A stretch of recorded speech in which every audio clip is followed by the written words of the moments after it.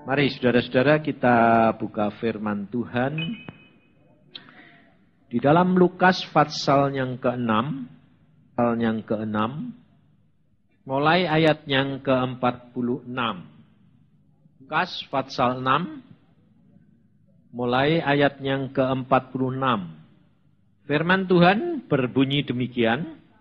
Mengapa kamu berseru kepadaku, Tuhan, Tuhan? Padahal kamu tidak melakukan apa yang aku katakan. Setiap orang yang datang kepadaku dan mendengarkan perkataanku, serta melakukannya, aku akan menyatakan kepadamu dengan siapa ia dapat disamakan. Ia sama dengan seorang yang mendirikan rumah. Orang itu menggali dalam-dalam dan meletakkan dasarnya di atas batu. Ketika datang air bah dan banjir melanda rumah itu tidak dapat digoyahkan. Karena rumah itu kokoh dibangun.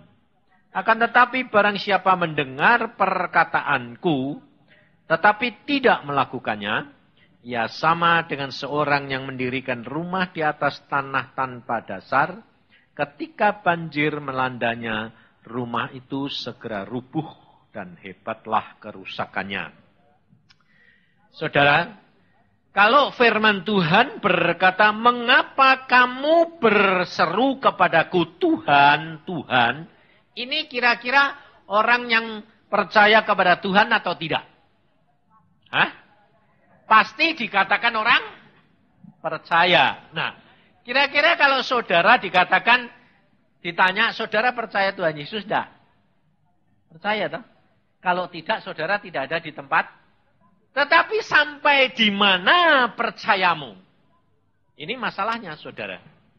Seperti yang dikatakan oleh Tuhan Yesus di sini. Mengapa kamu berseru kepadaku Tuhan, Tuhan, padahal kamu tidak melakukan apa yang aku katakan? Jadi ternyata yang dikatakan orang percaya itu belum tentu semuanya melakukan perkataan Tuhan Yesus. Nah, sekarang kira-kira kalau saudara ditanya, saudara berani mengatakan bahwa engkau sudah melakukan kehendak firman Tuhan? Saya yakin semua jawabnya sudah. Tapi seberapa banyak? Betul enggak? Kalau kira-kira melakukannya sebagian, kira-kira sudah melakukan apa belum? Sudah. Cuma kata Tuhan begini. Kalau orang itu melakukan perkataan Tuhan, dia seperti orang yang membangun rumah, digali dalam-dalam dan dipasang batu-batu yang kokoh. Kira-kira kalau melakukannya sebagian, batunya seberapa? Ya sebagian. Sekarang kekokohan bangunan itu, di mana letak kekuatannya? Fondasi. Fondasi itu kelihatan pada? Hah? Nggak kelihatan toh? Nah, saudara menjadi orang Kristen, yang diingini apa? Karunia-karunia, urapan, berkat, itu semua kelihatan enggak? Hah? Nah, berkat kelihatan enggak? Urapan kelihatan enggak? Karunia kelihatan enggak? Kelihatan, semua kelihatan. Nah, rumah yang satu didirikan punya dasar yang kokoh, yang satu tidak. Bedanya apa? Di luar kelihatannya apa? Sama. Bahkan mungkin yang tidak ada dasarnya itu dihias bagus supaya kelihatan kokoh. Kalau yang sudah kokoh, dia tidak pernah takut, saudara. Tidak ada ketakutan, ada banjir, dia tidak khawatir. Ada angin ribut, dia tidak takut. Betul tidak? Kira-kira orang yang tidur di dalam itu penuh dengan ketenangan tidak? Kamu ini bait Allah tidak? Nah, kamu masih khawatir enggak? Kamu masih takut enggak? Hah? Loh, kalau masih kira-kira bangunanmu itu kokoh enggak? Hah? Dia bilang, Kokoh. Saudara, dari firman Tuhan ini kita tahu, kita kerap kali ya saudara, tidak menyadari percaya kita itu sampai di mana. Maka dari itu saya khawatir.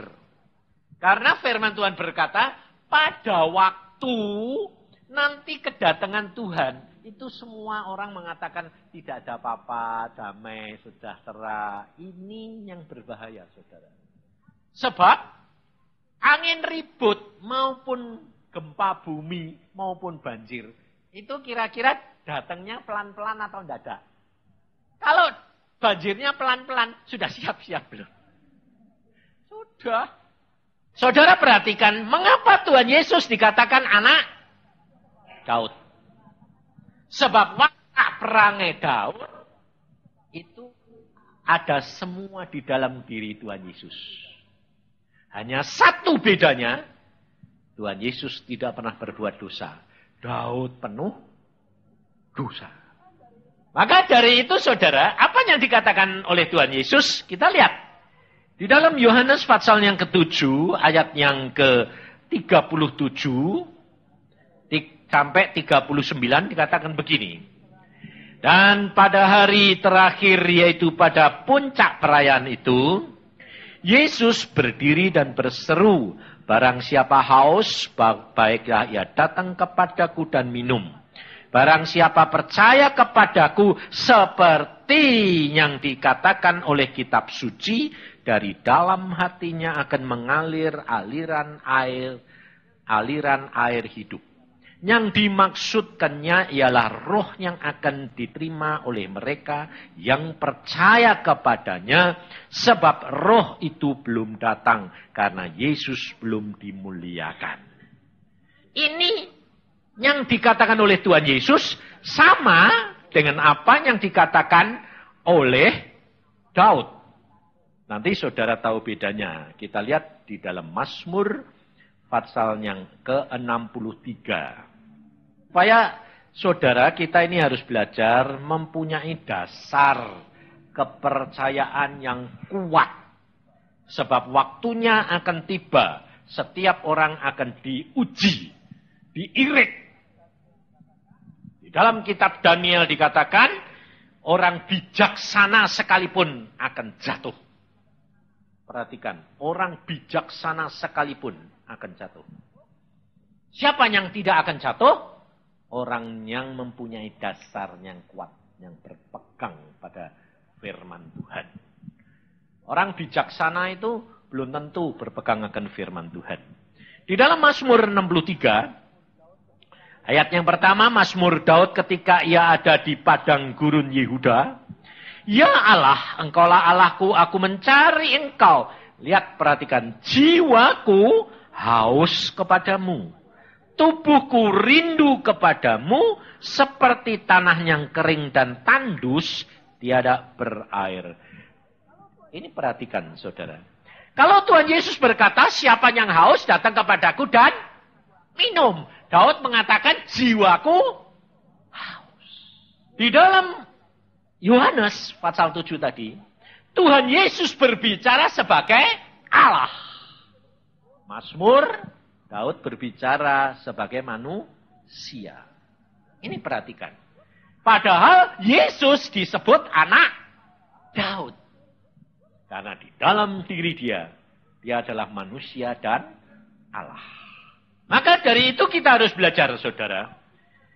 Bahwa jikalau kita itu menyadari akan pribadi kita. Bahwa kita membutuhkan air hidup. Kalau saudara tadi baca di dalam Yohanes 7, yang dimaksud air hidup itu apa? Roh Kudus. Tapi saudara perhatikan, firman Tuhan itu apa? Air hidup. Roh Kudus bisa diartikan dua. Api, berupa api dan air. Kalau firman Tuhan, itu juga dua. Firman-Mu menghanguskan aku. Firman-Mu menyegarkan jiwaku. Maka dari itu, firman dan Roh Kudus itu tidak bisa dibedakan, tidak bisa dipisah. Itu satu. Dan kalau saudara percaya kepada Yesus, seperti yang dikatakan Alkitab, jadi saudara percaya dan melakukan apa yang Yesus katakan, maka dari dalammu akan mengalir aliran-aliran air hidup. Nah, sampai seberapa aliran air ini ada di dalam hidupmu? Itu yang merupakan fondasi yang kuat. Berarti sampai seberapa kamu mengenal dan menjadi pelaku firman. Sampai seberapa kamu ada hidup di dalam pimpinan Roh Al-Kudus. Paulus berkata, kalau kamu hidup di dalam roh, maka kehendak daging tidak kamu lakukan. Jadi saudara tahu, kalau kamu hidup di dalam roh, maka kehendak daging tidak dilakukan. Berarti dagingnya mati. Pikirannya turut. Hanya hidup dengan pimpinan roh. Pikirannya ditundukkan. Kapan? Pada waktu kamu berjalan dengan Tuhan. Melalui firman-Nya hari demi hari. Makanya saya kerap kali katakan.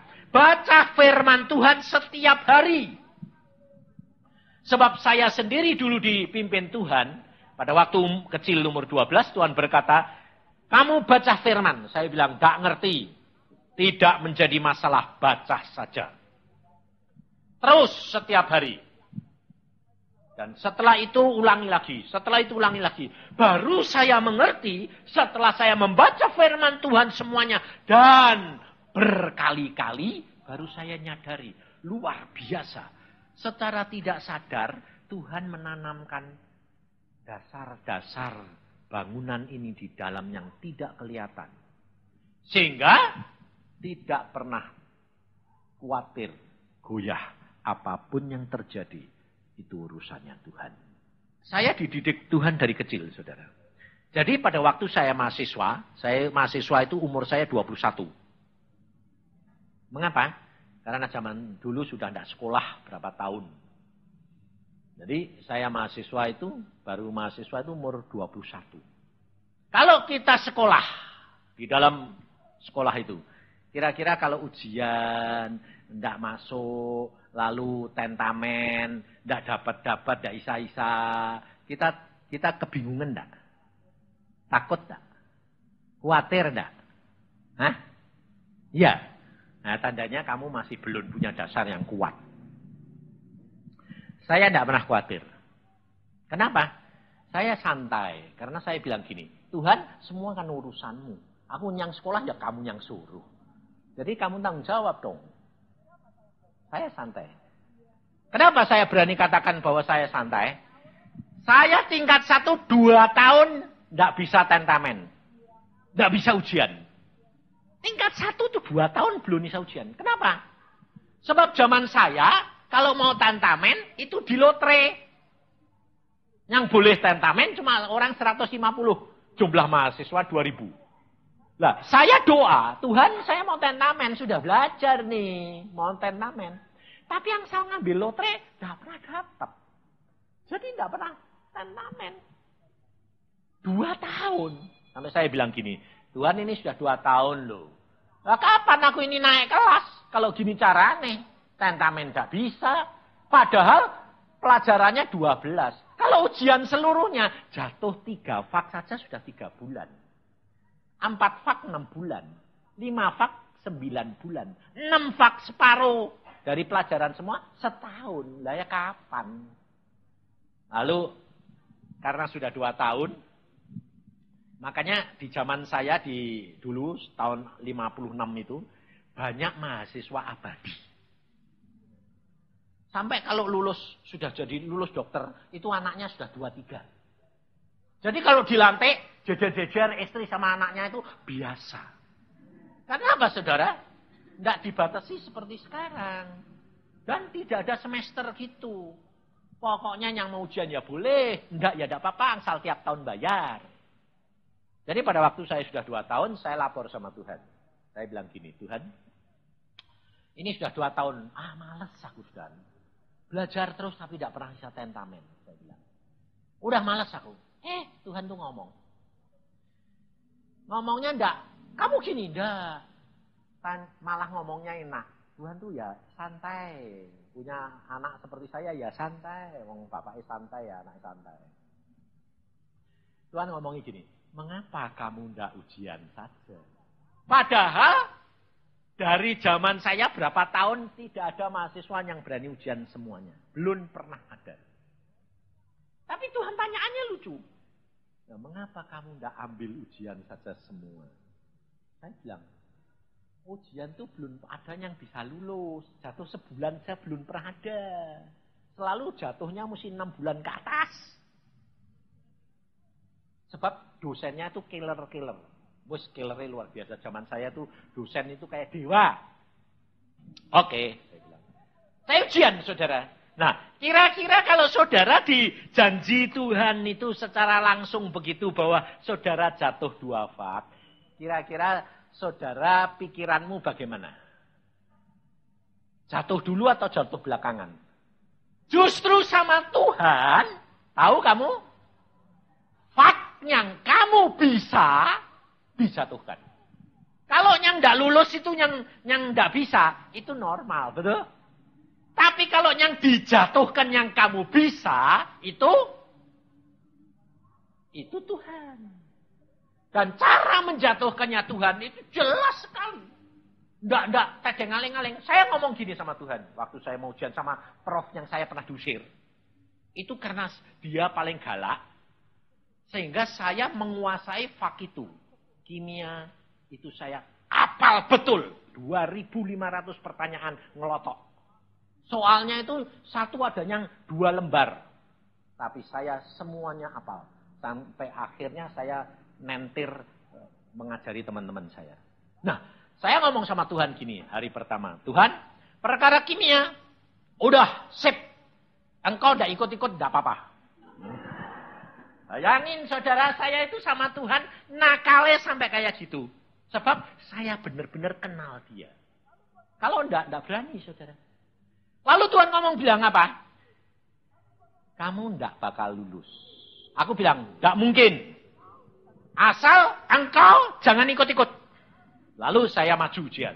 Wah, demikian ditanya saudara langsung di sini. Itu kan nomor segini. Langsung tahu saya jawabannya. Tapi pada waktu saya ngomong, lidah saya kaku. Nah, kalau tidak Tuhan siapa?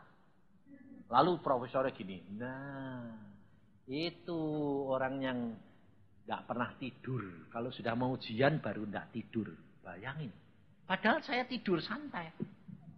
Lalu dia bilang, ini dikasih potlot, kasih ballpoint, tulis. Dia bilang, pertanyaannya saya tulis, wah cepat saya. Pintar jawabannya. Demikian mau saya jawab, kaku, cek. Gak jalan. Waduh, aku sampai. Akhirnya yang keluar air mata. Nangis, saudara. Dan saya dapat 0. Saya keluar, 4 pertanyaan. Saya keluar, teman saya bilang, bagaimana? Saya bilang, 4 pertanyaan, gampang. Nomor segini, nomor segini, nomor segini, nomor segini. Wah, kamu 10. 0. Loh, kenapa? Lidahku kaku, tanganku kaku. Loh, kok bisa gitu? Lah, ya itu. Itu Tuhan. 1, down. Gagal. Kedua, ujian fisika. Saya kuasai. Jatuh, saudara. Jadi kan sudah 2 fak jatuh. 12 fak, Tuhan bilang kamu bakal jatuh 2 fak. 10 fak belum, dan 10 fak itu semua killer. Killernya apa? Diadu. Dokteran gigi, dokteran umum, pertanian, sama terhewan. Yang lulus cuma 1. Setiap kali ujian orang 4 ini lulus 1. Jadi tidak bisa gini kayak zaman sekarang. Semua bisa semua terus lulus. Zaman itu diadu. Modeling. Ini kamu bisa enggak? Tidak bisa? Ini bisa? 1 tok yang lulus. Setiap saat. Dan saya, saudara, ngomong sama Tuhan. Sudahlah Tuhan, sekarang urusanmu. Yang 10 bagianmu. Yang 2 saya sudah tidak bisa. Yang bisa kamu gagalin. Jadi yang 10 sekarang bagianmu. Saya ngomong sama Tuhan terus terang. Saudara tahu, Kalau Tuhan itu sudah punya kehendak, tidak ada yang mustahil. Saya belajar. Tapi kan tidak ngerti. Saya bilang, nah, yang besok keluar apa sih Tuhan? Dia cuma ngomong, halaman segini sama halaman ini, 2 halaman saya belajar. Wah, ya sudah, saya belajar cuma 2 halaman. Lalu pada waktu saya maju, ternyata cukup deg-degan. Karena apa? Teman-teman pasangan yang saya, dokter hewan, dokter umum, dokter pertanian itu jago semua. Saya orang 4 ini kumpul, nanti kira-kira tanya apa? Loh, kita kan bersaing, digituin. Saya bilang, ya betul, kita bersaing. Yang lulusan cuma 1. Ya, enggak apa-apa, aku bilang gitu. Terus, saya cuma belajar 2 halaman. Saya ngomong sama mereka. Dia bilang, kamu gantung diri. Ya. Soalnya apa? Saya pasti kalah kok sama kamu. Soalnya, kamu menguasai seluruhnya, saya enggak. Saya paling-paling menguasai cuma 2 halaman. Oh, itu. Jangan, enggak usah dilihat. Dia bilang, yang 3 ini ngomong gitu. Yang 2 justru yang kamu belajar itu, saya enggak pernah belajar. Kenapa? 15 tahun tidak pernah keluar. Jadi percuma. Karena itu terlalu gampang. Wah, jadi saya tambah deg-degan toh. Waktu saya masuk, saya ini jantung ini mau copot. Benar-benar mau copot.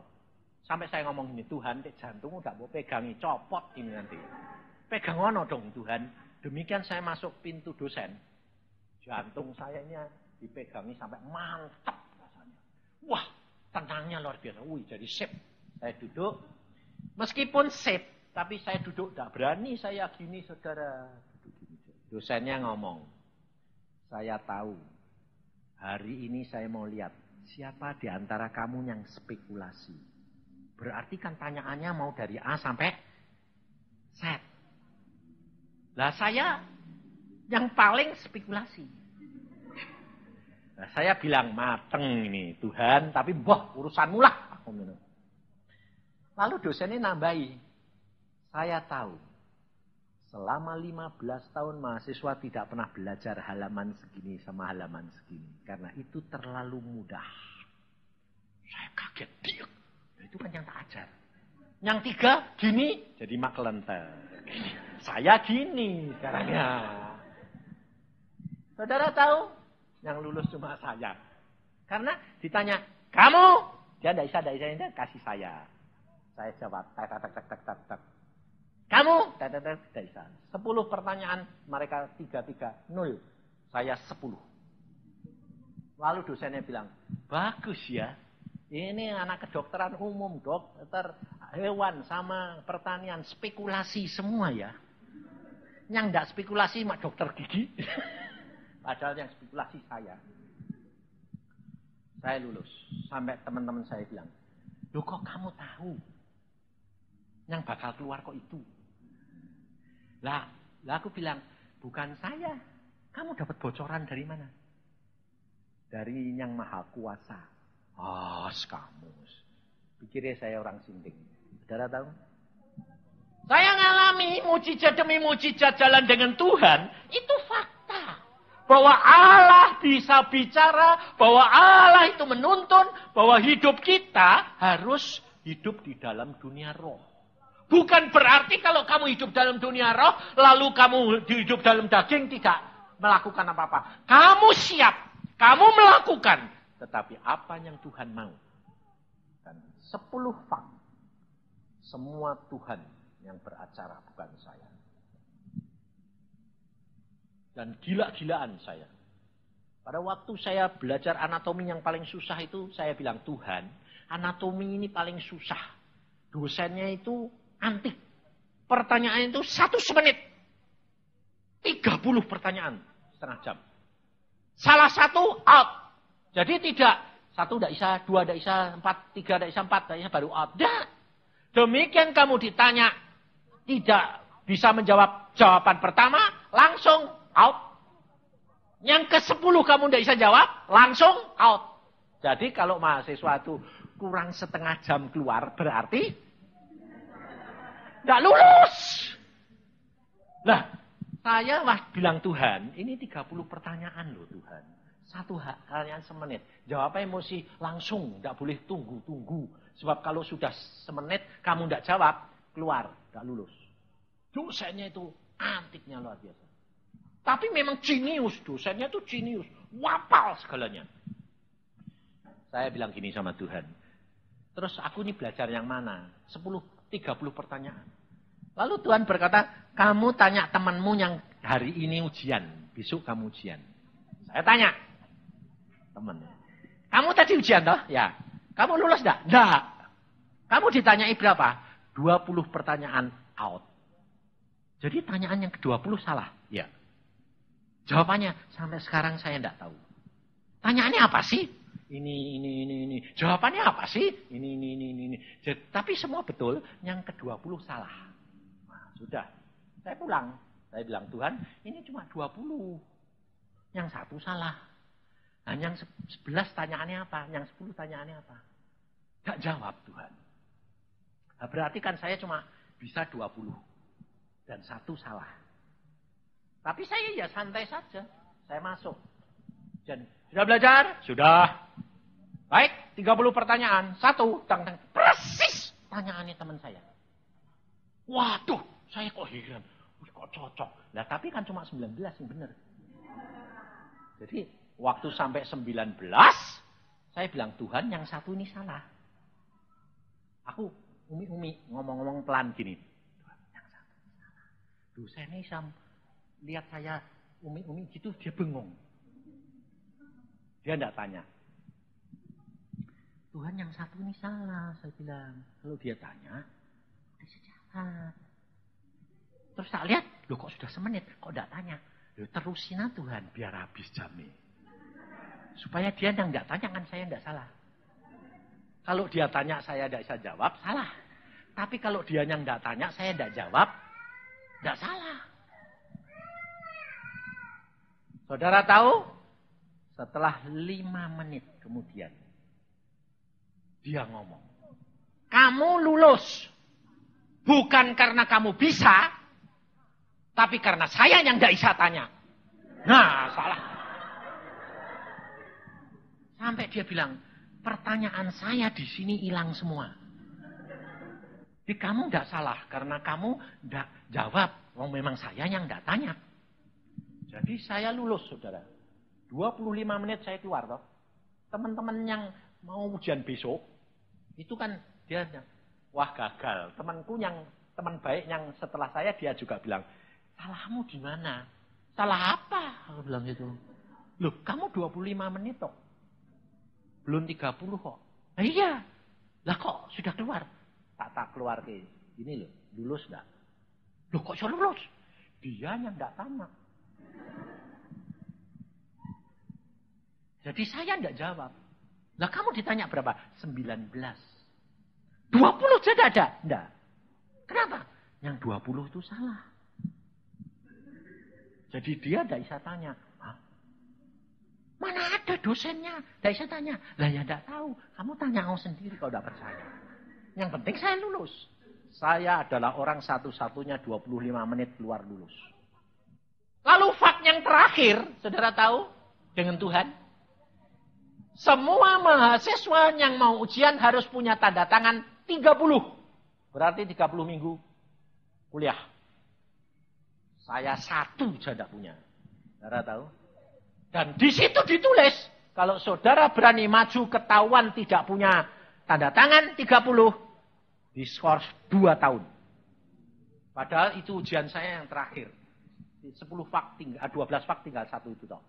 Semua sudah lulus, 9 tinggal 1. Waktu saya datang, ada pengumuman itu, kagetnya setengah mati.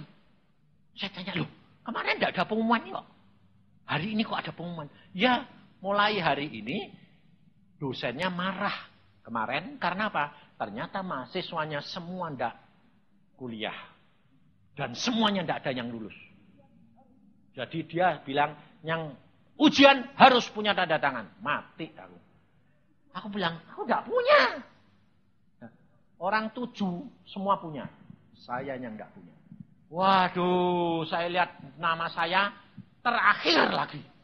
Jadi yang pertama tidak lulus, 2 tidak lulus, 3 tidak lulus, sudah punya tanda tangan tidak lulus, 6 tidak lulus semua. Saya tanya sama yang lain, kenapa tidak lulus? Susah tanyaannya, tidak ada di buku. Mateng gue. Lalu saya bilang apa? Tanda tangannya diminta ada? Diminta, ditandatangani lagi. Wah, nah saya gawat ini saya bilang. Tapi saya bilang, Tuhan urusanmu. Saya masuk. Selamat siang, Prof. Duduk. 6 tidak lulus.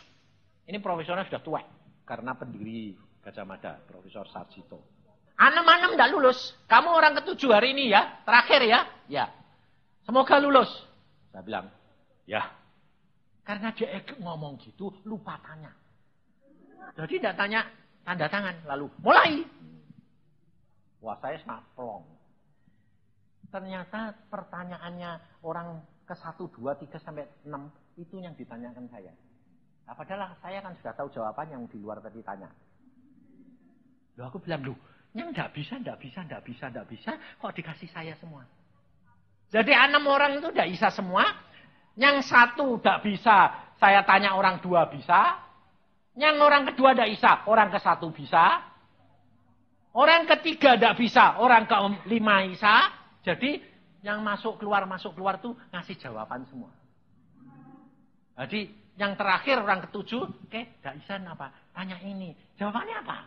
Ini. Aku bisa malahan itu. Lah kan sudah masuk. Jadi saya masuk ujian. Pertanyaan orang ke-7 dikasih saya. Diurut dibalik. Nah, yang baru keluar tidak bisa. Saya baru dengar jawabannya yang bisa. Ya bisa. Tanya. Lalu dia bilang gini. Setelah 7 tanyaan dia bilang ini. Kamu pinter ya. Nah, yang 7 tidak bisa. Kok kamu bisa ya? Ya sudah lulus. Jadi saya keluar itu. Bahwa lulus itu dia bilang. Kamu tidak ditanya tanda tangan. Wong kamu tidak punya buku nih. Tidak. Loh kok bisa gitu? Mungkin sudah pikun. Dia sudah tua. Aku bilang gitu. Kok aneh? Nah terus kamu lulus? Iya. Tanyaannya apa? Ya tanyaanmu kamu semua. Jadi kamu tidak belajar ya lulus ya? Iya wong kamu yang jawab semua. Tetapi yang Tuhan mau sampai seberapa banyak kamu punya fondasi, kamu pengenalanmu akan Tuhan sampai di mana? Bagaimana cara pengenalan? Ini tidak bisa tahu saudara. Bukan karena kamu punya karunia banyak, lalu kenalmu banyak. Tidak, itu bukan jaminan. Saya sampai saat itu umur 23, pada waktu ujian-ujian itu jangan kamu kira bahwa saya punya karunia-karunia. Bahasa lidah saja belum bisa. Tidak punya karunia apa-apa. Tapi saya hanya membaca firman dan mendapat karunia apa? Dengar dia bicara. Kenapa? Karena Tuhan berkata baca. Baca firman itu menggali dalam-dalam akan roh kita. Tanamkan firman itu di dalam hati kita. Pengalaman-pengalaman pelaku-pelaku firman. Tokoh-tokoh iman. Itu menjadi pengalaman. Sehingga tidak pernah takut dan khawatir. Apapun terjadi, itu urusannya Tuhan. Daud bisa mengalahkan Goliat. Yang pakai ketopong tembaga, pakai baju tembaga, tertutup semuanya.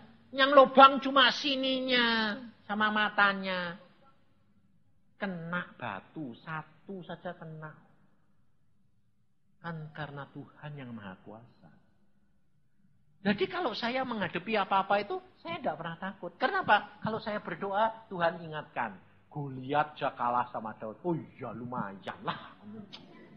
Nanti kalau saya takut lagi, Tuhan ingatkan. Yosua perang, itu cuma muji-muji. Tidak usah perang. Oh iya, ngapain pusing-pusing? Saya bilang, saudara tahu? Itu yang menjadi dasar. Firman, Roh Kudus berdoa. Engkau mau memasukkan. Ini penyangkalan diri saudara. Sebab apa? Baca firman tidak ngerti-ngerti, lama-lama bosen tidak? Hah? Bosen. Kalau kamu setia, meskipun bosen kamu setia, berarti kamu nyangkal diri tidak? Iya toh? Berarti kamu menjadi pelaku firman tidak? Iya, karena apa? Sangkal diri. Tapi saudara bosen lalu berhenti. Tidak sangkal diri. Salah siapa? Kita harus berani. Sangkal diri. Kalahkan kemalasan, kebosanan, kejenuhan. Kadang-kadang tengah malam Tuhan bangun, sembahyang. Karena selain firman kamu butuh Roh Kudus, sembahyang. Ngantuk Tuhan. Kamu bayar harganya tidak mau. Sehingga dasarmu tidak ada. Saudara-saudara. Sehingga pada waktu kamu menghadapi tantangan, kamu jatuh. Coba mahasiswa zaman sekarang kalau menghadapi tantangan kayak saya. Waktu saya maju, saudara, anatomi sudah tingkat 4 ini. Pengujian sama dokter Sigit, wakil dekan. Dia ngomongnya langsung gini, kamu turunan Cina berani ujian sama saya. Kamu berarti gantung diri. Tidak bakal lulus. Saudara mau ujian ini masuk pertama, ini diomongin gitu.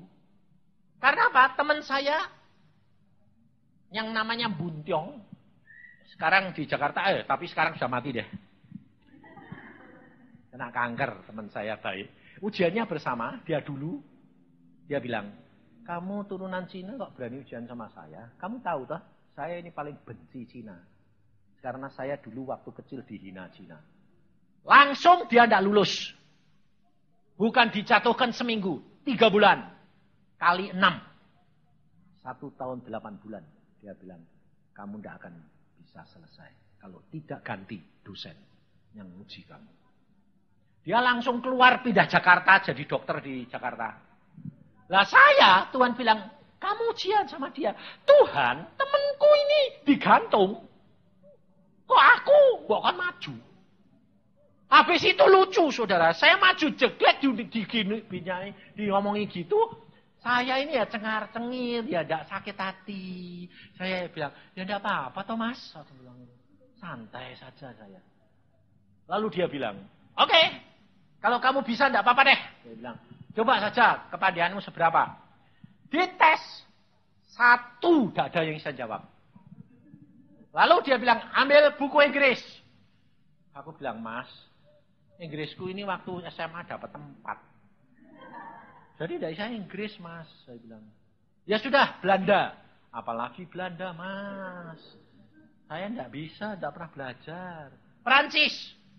Waduh, mas. Inggris saja tidak bisa yang dipelajari, Belanda tidak bisa, apalagi Perancis. Ya Jerman. Tidak bisa, mas. Dia bilang apa? Cina goblok. Lucu tidak, saudara? Dari situ justru dihina, diejek. Tuhan mengubah hati dia. Dia bilang apa? Aku heran.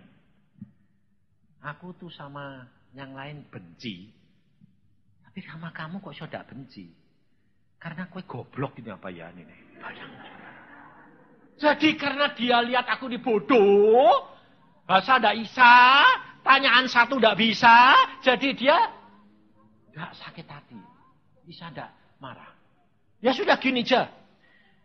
Ambil buku, aku yang baca, aku yang cerita. Kamu dengerin. Nanti 3 hari yang akan datang, kamu menghadap, tak tanyain. Yang saya sudah cerita. Lucu enggak? Jadi dia cerita buku. 2 jam. Cerita terus. Ini. Lah aku bilang, lah kalau ditanya gini, jawabannya gini. Kalau tanya gini, jawabannya gini prosesnya piye mas? Ini gini, cerita kabeh. Habis itu, oke, dia bilang, oke, kamu pulang. 3 hari yang akan datang ujian. Nah, saya kan tidak usah belajar toh. Dia sudah cerita. Saya datang lagi. Teman saya bilang, kamu bagaimana? 3 hari suruh datang. Tanya apa? Tidak ada satu yang bisa. Nah terus, dia yang cerita. Sak buku diceritain. Kok aneh? Sama kamu tidak benci? Dulunya benci. Tapi kasihan. Karena saya bodoh. 3 hari yang datang ditanya sama dia geleng-geleng kepala. Dia bilang gini, kamu jenius ya. Ternyata enggak bodoh kamu ini. Cuma enggak ngerti. Ya memang udah bisa baca Mas. Lu kan bahasa Indonesia nya kan ada. Enggak ngerti yang. Nah kalau tak ceritani kok ngerti. Lah ya enggak tahu. Kalau diceritani itu rame Mas. Jadi bisa ngerti ya aku bilang. Tapi pintar kamu. Saudara tahu? Dia bilang, saya ceritain lagi sekali. Habis itu 3 hari yang akan datang kamu maju sama profesor. Tapi kalau kamu tidak lulus sekali, kamu tak jatuhkan 2 tahun. Loh kok sampai 2 tahun Mas?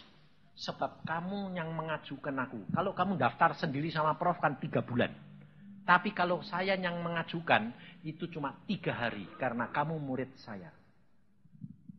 Sebab aku kepala asisten, aku anak kesayangannya prof.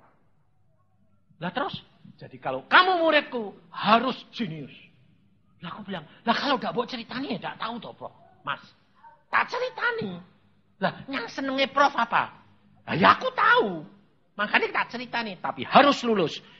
Janji, pasti lulus, asal sudah diceritain. Kalau tanyaannya di luar itu, tidak tanggung. Lah ya toh, wong tidak ngerti, wong tidak baca buku. Dia bilang, oke, ceritani semua saudara. Hari ketiga saya dipanggil, Prof, ini murid saya, dia mau ujian sama Prof. Sekarang juga. Wah, kalau murid Sigit mestinya jago ini. Kayak gurunya. Coba saja Prof, dia di belakang Prof. Bayangin, saya diginiin.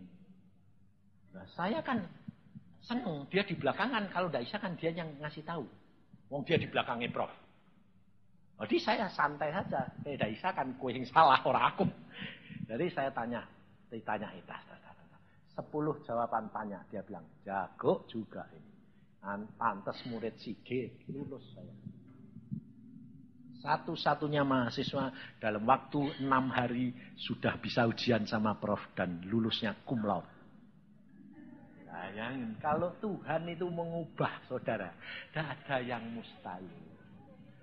Maka dari itu, hiduplah dengan punya dasar-dasar yang kuat. Seperti di dalam Yehezkiel itu ada aliran air hidup yang keluar dari dalam bait Allah. Itu pertama segini, kedua segini, ketiga segini, keempat tenggelam. Kalau kita sudah hidup di dalam kuasa firman dan Roh Kudus, engkau tidak usah khawatir apapun terjadi. Memang kerap kali kita sengaja dibawa Tuhan di dalam situasi yang sulit. Contohnya, kenapa saya katakan saudara harus belajar dari kitab Samuel, belajar dari kehidupannya Daud. Kenapa? Daud itu orang yang sangat-sangat dikasihi Tuhan. Sehingga anak turunannya semua ukurannya Daud. Salomo diangkat karena Daud. Salomo tidak dihukum Tuhan karena Daud. Rehabiam dipanggil untuk jadi raja karena Daud. Yosia, semua turunannya yang jadi raja, semua karena Daud. Tidak ada yang berkata karena Salomo. Tidak ada. Semua ukurannya Daud. Sampai Yesus disebut anak Daud. Ukurannya itu Daud. Maka pelajari. Saya belajar banyak. Saudara tahu? Satu hal yang Tuhan paling suka Daud apa? Pada waktu dia sudah dilantik jadi raja. Dia diberi kesempatan untuk meraih kedudukan raja. Saul yang ngejar-ngejar dia, bikin sengsara dia. Berapa tahun? 13 tahun. Saudara tahu? Saul mengejar-ngejar Daud 13 tahun. Hidup Daud sengsara jadi setengah perampok. Dan pada waktu Saul diserahkan Tuhan di hadapan dia untuk tinggal membunuh. Supaya kedudukan raja diambil dia. Daud tidak melakukan perkara itu. Yang Tuhan suka apa? Di dalam diri Daud. Daud tidak menuntut haknya. Sampai pada waktu Tuhan yang memberikan. Sama dengan Tuhan Yesus. Itu yang menyebabkan Daud Tuhan senang. Kalau saudara disengsarakan orang itu yang menekan saudara, yang menyebabkan saudara itu jatuh. Kira-kira kalau orang itu dihukum Tuhan, saudara senang enggak? Senang enggak? Itu bukan sifatnya Daud. Pada waktu Saul mati, ada orang datang. Ini loh mahkotane Saul yang saya bawa. Karena apa? Saul pada waktu itu sudah loyo kalah sama orang Filistin. Lalu dia minta tak dibunuh, saya bunuh. Dan ini mahkotanya aku berikan. Orang yang membawa mahkota dibunuh oleh Daud. Mengapa? Karena Daud bilang, mengapa kamu berani mendatangkan tanganmu kepada orang yang diurapi oleh Tuhan? Ini Daud. Sebab dia menghargai Tuhan yang melantik Saul. Saul membuat dia sengsara sekalipun tidak masalah. Maka dari itu saudara, belajar seperti Daud. Jangan sakit hati sama orang-orang lain. Kalau orang lain itu membuat kamu sengsara, membuat kamu menderita, jangan sakit hati. Jangan menuntut hakmu. Tapi kembalikan kepada Tuhan. Sampai Tuhan yang beracara. Ini watak Daud. Saya belajar banyak.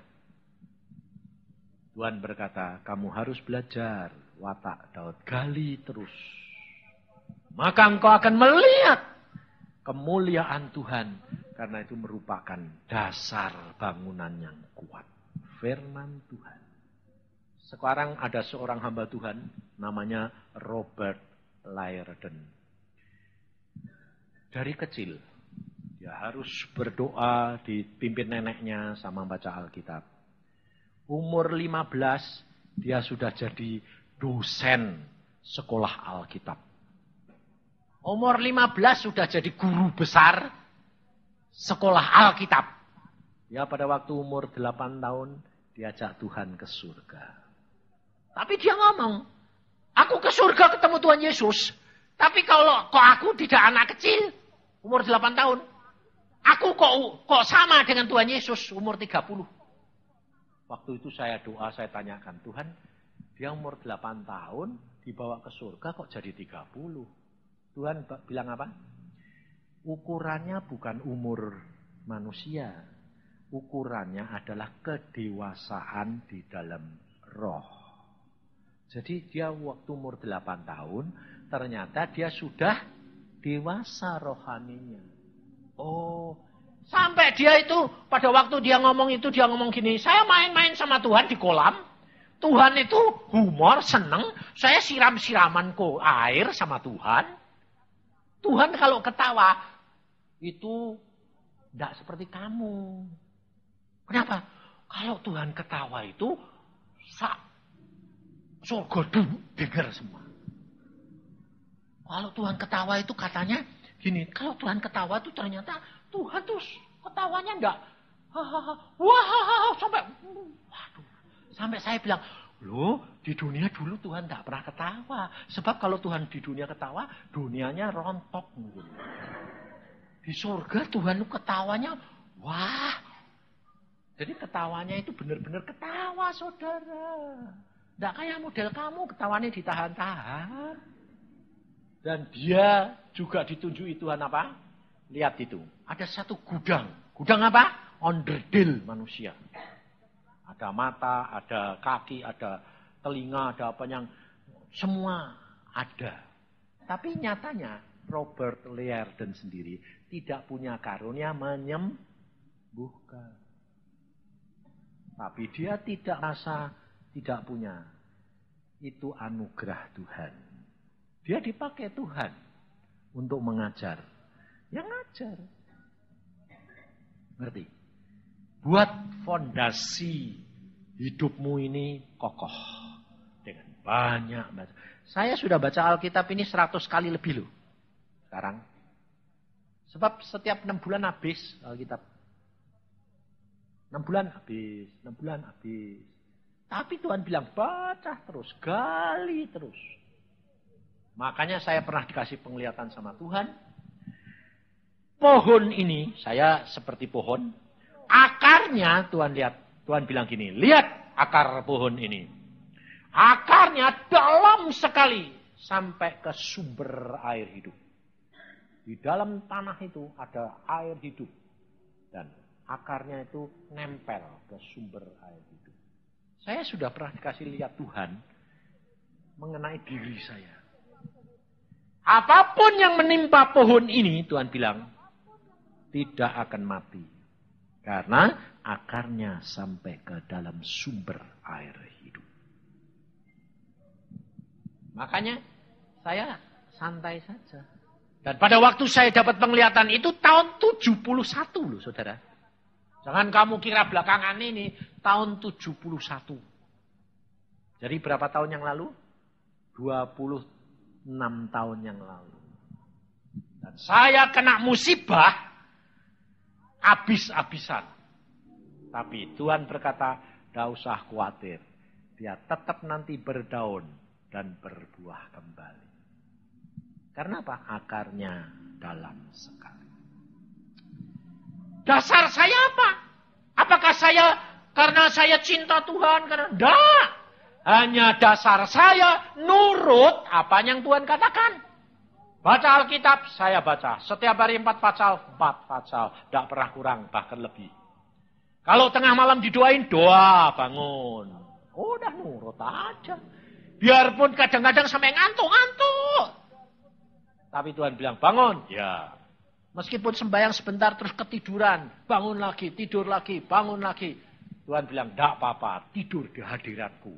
Nah, makanya saya punya istilah, tidur di hadirat Allah.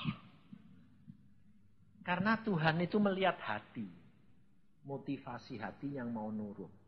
Bukan usahamu, bukan pikiranmu. Bukan karena kamu kepingin karunia, kepingin urapan, pengen gini. Bukan itu, bukan itu. Itu hanya hiasan. Ada seorang hamba Tuhan, saya akan tutup. Dia dipakai Tuhan luar biasa. Tapi di saat yang lain, dia jatuh. Kenapa? Dasarnya belum kuat. Kalau engkau dipakai, itu hanya anugerah. Sekarang saya tanya. Kalau pada waktu Beliam dikasih tahu, Nabi Median itu dikasih tahu Tuhan tidak nurut, tidak ngerti. Ada malaikat Tuhan tidak ngerti.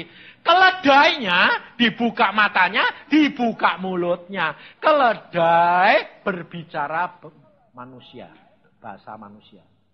Kira-kira keledai itu hebat tidak? Hah? Kalau ada di sini ada kambing bisa ngomong sama kamu. Kira-kira kambingnya hebat tidak? Seluruh dunia akan lihat tidak? Yang hebat kambingnya atau Tuhannya?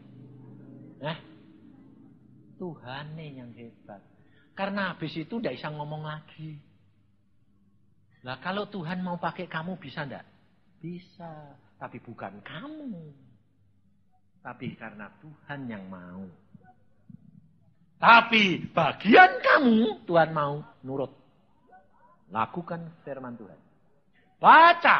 Karena Tuhan berkata, kalau kamu percaya kepadaku seperti yang tertulis di dalam Alkitab, dari dalam hatimu akan mengalir aliran-aliran air hidup. Aliran air hidup ini tambah lama kalau kamu nurut terus, tambah gede, sehingga kamu tenggelam di dalam dia. Kamu hidup di dalam dunia roh dan firman. Segala perkara janji Tuhan pasti digenapi. Kerendahan hati dan takut akan Tuhan. Ganjarannya apa? Kekayaan, hormat, dan hidup. Kehidupan. Itu fakta. Saya nurut Tuhan ya luar biasa saudara. 3,5 tahun yang lalu Tuhan berkata, kamu duduk diam. Di rumah, tidak usah nginjil. Duduk, sembahyang, baca Alkitab, sembahyang, baca Alkitab, sembahyang, baca Alkitab. Ya, dipelihara. Sampai sekarang dipelihara. Nurut, yang penting nurut. Suruh nginjil, suruh berhenti. Suruh diem. Enak. Mana ada orang seperti saya. Duduk diem, dijamin Tuhan. Ayo, loh, jaminan saya itu tidak sedikit loh. Banyak, direktur aja kalah sama saya. Setiap bulan 10 juta. Tuhan bilang, lah aku bilang, Tuhan kok banyak? Loh, yang penting itu nurut. Ya nurut tak berkati, tambah lama tambah banyak. Makanya pada waktu saya mau ganti mobil, Tuhan nakal saya. Saya tanya, Tuhan ganti mobil ya? Ya. Nggak tanya, mobil apa? Mikir dewek. Malah disediani semuanya. Tapi saya akhirnya ketakutan. Disediani uang 300 juta. Akhirnya saya ketakutan. Nggak Tuhan. Nggak. Menurut engkau bagaimana? Jangan pakai yang galen saja. Saya beli galen. Saya beli cuma berapa? 63 juta. Nah ini uangnya buat apa? Salurin. Tuhan bilang. Ya sudah, habis lagi. Jangan kira, waduh sedia nih 300 juta, beli cuma 60. Masih punya 200. Wah kok kaya ya Pak? Enggak. Ya mesti dibalik-balikin. Salurin lagi. Habis lagi. Sebab Tuhan berkata apa? Secukupnya. Jadi saya setiap bulan dikasih, ya cukup. Lebih sedikit. Nah, kok pakai banyak sih Pak? Kalau saya pakai banyak, dikasih banyak. Kalau pakai sedikit, dikasih sedikit. Cukup. Tidak pernah kurang, saya bilang. Istri saya bilang, kamu tidak kurang? Tidak. Waktu habis lagi, ya bilang, kok sudah habis? Ya sudah, tidak apa-apa. Nanti kan dikirim sama Tuhan. Ya dikirim, datang lagi. Pakai lagi, habis lagi. Ya sudah. Tidak apa-apa. Enak mana toh? Punya simpanan di sini sama di surga enak mana? Wah, kalau bilang di surga. Masalahnya bagaimana supaya kamu punya simpanan di surga? Supaya setiap saat bisa ngambil. Itu masalahnya. Kamu kepengen seperti saya karena setiap saat turun. Ya kan? Kamu berdoa-doa turun-turun enggak? Enggak. Karena kosong simpenannya di sana. Lah kamu buka cek, piye wong kosong. Ceknya kosong. Enggak turun-turun. Karena dasarnya ini belum ada, saudara. Jadi jangan salah ngerti. Bukan kalau saya gini terus enggak. Bukan karena kamu kurang terus Tuhan enggak. Karena kamu tidak mau melakukan apa yang Tuhan katakan. Itu dasarnya. Maka dari itu sadari sampai di mana percayamu. Sampai di mana dasar bangunanmu sudah ada. Jangan nyalain Tuhan. Semuanya Tuhan sudah sediakan. Kalau Tuhan janji, dia pasti akan genapi. Meskipun 13 tahun, meskipun berapa, itu bukan urusan kamu. Belajar seperti Daud, menantikan sampai waktunya Tuhan. Amin.